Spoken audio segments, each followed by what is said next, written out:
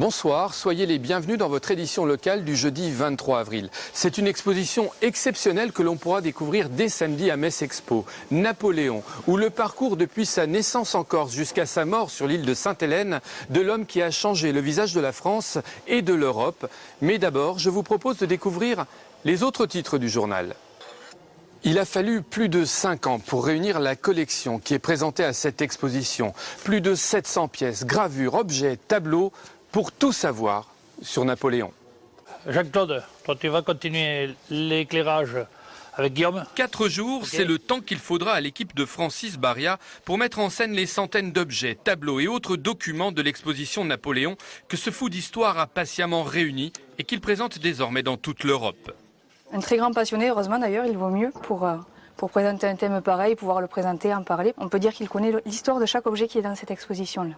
Un chef d'orchestre en quelque sorte, intarissable lorsqu'il s'agit d'évoquer par exemple la jeunesse du futur empereur. À l'école militaire royale de Brienne-le-Château en Champagne, l'élève assidu et travailleur montre déjà des qualités de stratège et de meneur d'hommes. Déjà quand il est à Brienne, on a une représentation, une gravure qui le montre. C'est la gravure de la bataille de Boule de Neige où entre deux équipes qui se fondent parmi les élèves, et bien lui va prendre la tête d'une équipe et va stratégiquement faire envoyer les boules là et là. Il a 13 ans.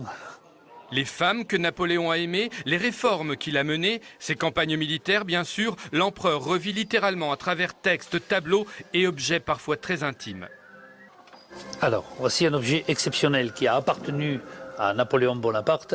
Eh bien, il s'agit d'un porte-allumettes, tout simplement. Il l'a porté sur lui, cette boîte se refermait, il l'a porté un pendentif et elle était étanche. Donc ça lui permettait à tout moment de pouvoir avoir accès à ces allumettes. Cette exposition sera visible jusqu'au 10 mai prochain, avant de partir pour l'Allemagne. C'est la fin de ce journal. Merci de votre fidélité. Voici la météo, suivie de vos informations nationales. Quant à nous, nous nous retrouvons demain pour une nouvelle édition locale.